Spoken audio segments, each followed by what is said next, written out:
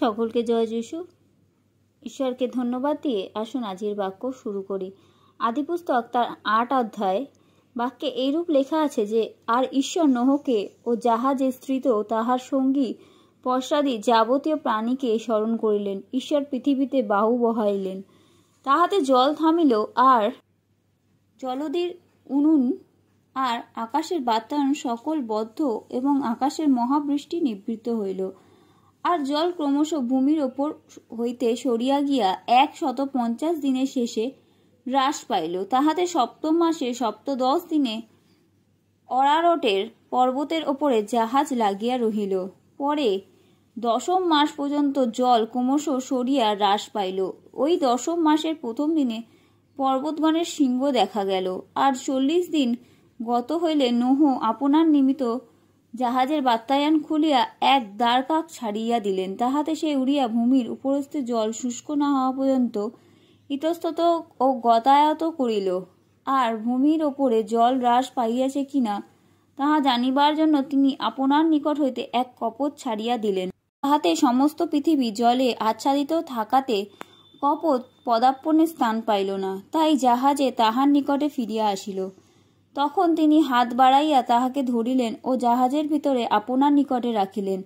পরে তিনি আর 7 দিন বিলম্ব করিয়া জাহাজ হইতে সেই কপোত পুনর্বার ছাড়িয়া দিলেন, এবং কপোতটি সন্ধ্যাকালে তাহার নিকটে ফিরিয়া আসিল। আর দেখো, তাহার চঞ্চুতে জিত বৃক্ষের একটি নবীন পত্র ছিল। ইহাতে নোহ বুঝিলেন ভূমির ওপরে জল হ্রাস পাইয়াছে। পরে তিনি আর 7 দিন বিলম্ব করিয়া সেই কপোত ছাড়িয়া দিলেন।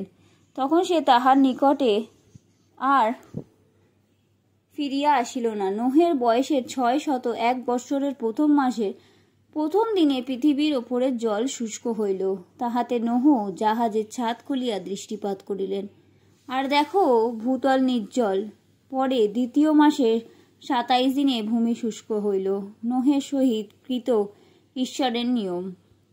পরে ঈশ্বর নোহকে কহিলেন, তুমি আপনার স্ত্রী, পুত্রগণ ও পুত্রবধূগণকে সঙ্গে লইয়া জাহাজ হইতে বাহিরে যাও, আর তোমার সঙ্গী পশু পক্ষী ও ভূচর সরীসৃপ প্রভৃতি মাংসময় যত জীবজন্তু আছে সেই সকলকে তোমার সঙ্গে বাহিরে আনো।